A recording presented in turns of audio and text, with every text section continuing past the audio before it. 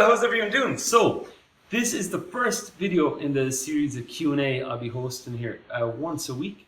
Now, it'll be a mixture of questions I've gotten in lessons and also questions I'll have gotten online. Now, you can either drop me an email, you can post to me on Snapchat, on Twitter, or on Facebook. All the links will be in the bio below. Now, the thing is, with these videos are fairly on the fly. I'm in from a run not too long ago, so hence the marathon get up gear. And they'll be posted from different locations. Sometimes I'll have a guitar, sometimes I won't. It depends on how I can answer the question with or without a guitar. So one question I got this week was from a young guy, and he was asking me, when can I move on to electric? Now, that's quite a common question, and I remember asking the same thing myself when I was learning guitar first. Really, learning on nylon or on acoustic first, I feel is a great idea. Reasons for that is the strings are a lot thicker, so you put in the work first of all. So you get your fingers used to that, and then by the time you move on to electric, the strings feel so much lighter, and that really adds to the electric techniques like bending or hammer-ons and pull-offs. There's a lot more strength in the fingers to cope with the strings. Now, with that, like, I have seen the other way around where somebody comes to me and they're a beginner and they're playing electric straight away.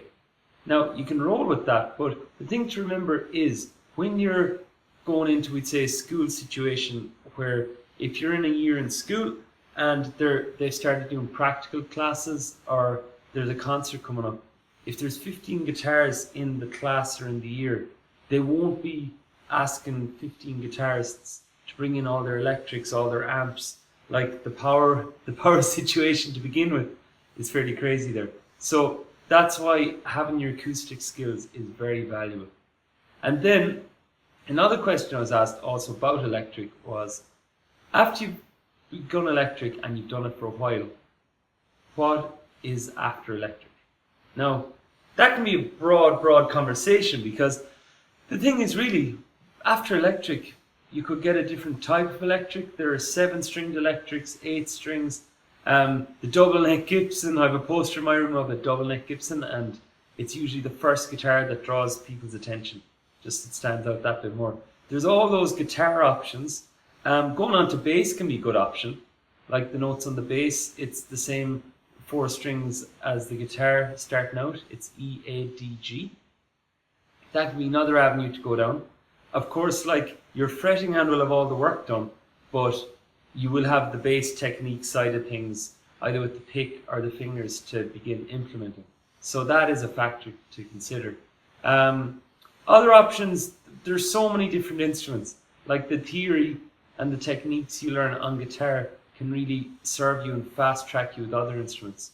Like, I've picked up mandolins and banjos and things like that, and I wouldn't have the first clue about what I'm doing on them really, in a sense, but like, my fingers can work and I'll have melodies picked out and I'll have a picking technique.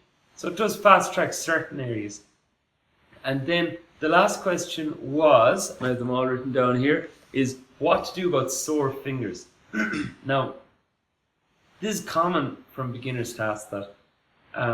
Usually within about the first 10 minutes of their first lesson, you can see in somebody's face that fingers are starting to get sore, or at least they're starting to ponder if they're getting sore. So the way I describe the sore fingers to students is, when you're beginning, it's almost like push-ups. Like, if you went to do 5 push-ups and that's all you could do, and you couldn't do that 6th one, take a rest, okay? If whatever your number is, if it's 20 push-ups, you do the 20, you take a rest. And when you come back to it about whatever amount of minutes later, you'll find you're still able to do push-ups again. And then you'll reach your quota, then you'll stop again. And you can keep taking that rest and coming back to it. Now, the sore fingers on the guitar, it's the same thing, because, like, if I go home from my first ever beginner lesson and my fingers get sore at home, and I stop and I say, that's it for the night, I'm done. And then I'm going to come back the following day, and the second they get sore, which it won't take very long whatsoever, the second they get sore again, I'm like, stop again. That's momentum has stopped straight away 2 nights in. So my recommendation is Go at it. When they get sore, just play for another minute or two longer, and then take your break, leave the guitar down, and come back maybe half an hour later, an hour later, play for a few minutes again until they get sore again, take your break, but the whole time you're building up stamina. And like with the push-ups, the way that it isn't like 20 will remain your highest number forever. Next time might be 22, 24. It will keep building up this muscle. So you'll be able to play a lot longer the more you go at that. Okay, so you can keep looping it and keep coming back, and all of a sudden it might have taken 5 minutes and now it takes 6 before they get sore. And before you know it, like, it really does build. And eventually when those calluses are built, what can happen is the quota goes out the window. Like, if you can play for 10 minutes, you can play for 20. If you can play for 20, you can play for 30. Okay? The thing about sore fingers is keep it maintained. Like, again, using the push-ups as an example, if you got up so many push-ups, it's not like you could just say, look, I'm at 100 push-ups, I'm done now, I don't want to do any more than that. So if you take a break for a month or two, I'm sure you go back, you won't be able to do 100 push-ups straight up. I've gone on trips where I've been gone for perhaps for 2 weeks, haven't played a single note of guitar, and I've come back and my fingers are sore in the lessons trying to teach. So it does happen, and I have to take my own advice then and get used to it. So guys, those are 3 questions I was asked this week. I'd love to hear some of your own questions. I hope this has helped. As I said, this is a brand new sort of thing. I came up with it 2 days ago. So it's a bit impromptu, a bit rushed.